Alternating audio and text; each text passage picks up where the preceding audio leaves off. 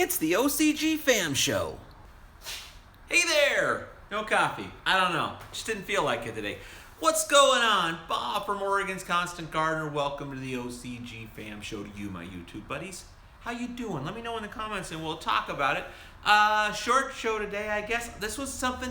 Yesterday we did this show about how often to water, how moist you want your soil. And when I was editing that clip out, I noticed right at the end of there, Scott did a little bit more on that viewer questions episode. And he was talking about uppotting and a strategy he'd learned from one of a Nectar grower, Nectar user, about how they go from smaller pots to bigger pots in their watering strategy to get faster root growth and more dense root growth into that new pot to get the roots to grow out. So it was really good, and I know it's buried deep in a viewer questions episode, so a lot of people might not have seen it. So I wanted to show you that if you're interested at all about repotting, as I'm sure we all are.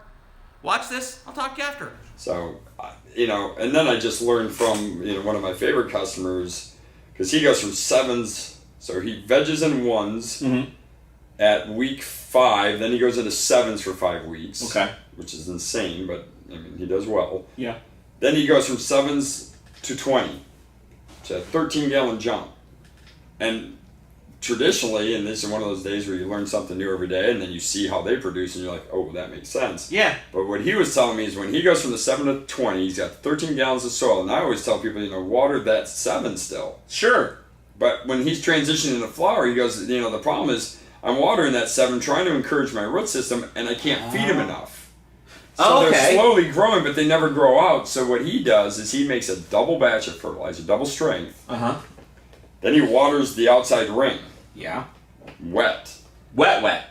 Because he's in a 7 with a there's no very well-established root mass. Yeah. That's loosened and massaged, so it's in there ready to go. Ready to rock. But if he just waters every 3rd day, he's only getting in 2 or 3 feedings in a 10-day period. Yeah.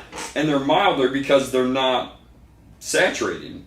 So he double strengths the food. He waters it out here where it's safe because there's no root system. Sure.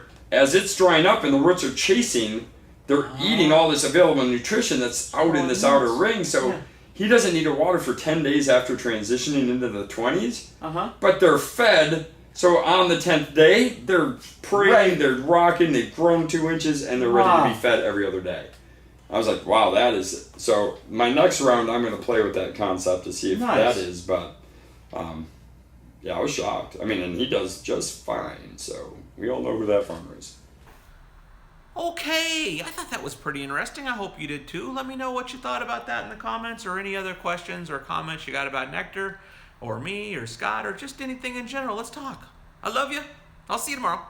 The OCG Fam Show. It's pretty good. It happens every day. It's the OCG Fam Show. See you tomorrow.